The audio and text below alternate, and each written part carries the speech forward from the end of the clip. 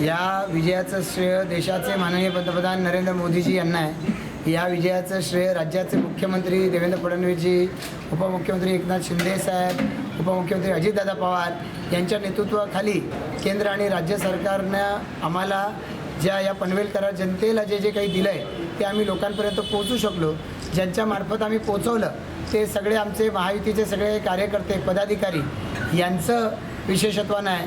आणि सगळ्यात महत्त्वाचं म्हणजे सर्वसामान्य जनता की ज्यांनी आमच्या कामावरती आणि आम्ही देतोय त्या शब्दावरती विश्वास ठेवला आणि आम्हाला खात्री आहे की आमचे निवडून आलेले सर्व नवीन नगरसेवक हे आपल्यावरती ठेवलेला विश्वास हा सार्थ करून दाखवतील आणि या महायुतीचा हा कर्तृत्वाचा आलेख अधिकाधिक उंचावत राहतील। शिवसेना भाजप महायुतीची सत्ता एवढी उलटून टाकणार असा विरोधकांनी चंग बांधला होता, मात्र तो यशस्वी झालेला नाही, काय बोलाल? खरं तर आपण पाहतोय की या निवडणुकीच्या माध्यमातून मतदारांनी तर स्पष्ट कौल दिलेला आहे। आता जे विरोधक निवडून आलेले आहेत त्या विरोधकांना शुभेच्छा देऊ आपण की ते या ठिकाणी निवडून आलेत। एका पक्षाचा उमेदवार दुसऱ्या पक्षाच्या चिन्हावर निवडून आले, दुसऱ्या पक्षाचा आणखीन एका पक्षाच्या चिन्हावर निवडून आलं, तर त्यांना आपण शुभेच्छा देऊ। आम्ही ज्या सर्वसामान्य जनतेला कौल मागितला त्या सर्वसामान्य जनतेचा आमच्यावरती विश्वास आहे, त्याचा खरंच आम्हाला सगळ्यांनाच आनंद आहे। आज या ठिकाणी आमचे शिवसेनेचे जिल्हाप्रमुख सन्माननीय रामदास शेवाळेजी हे निवडून आलेले आहेत।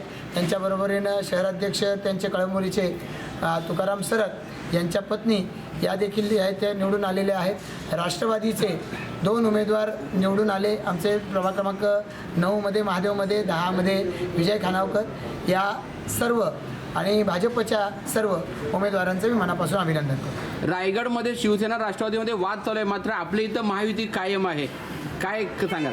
मी याचं श्रेय आमच्या सगळ्या नेत्यांना देईन की त्या नेत्यांनी आम्हाला या ठिकाणी आशीर्वाद दिला। अनेक वेळेला अशा पद्धतीची युती म्हटलं की कार्यकर्ते आग्रही असतात, आम्हाला जागा मिळाल्या पाहिजेत याच्यासाठी, पण या सगळ्याच्या पलीकडे जाऊन ज्या पद्धतीनं आम्हाला आमच्या नेत्यांनी पूर्ण ताकदीनं याच्यासाठी पाठिंबा दिला त्यांचं खरं तर हे आम्हाला दिलेला आशीर्वाद आहे। मी त्या सर्व नेत्यांचं मनापासून आभार व्यक्त करतो।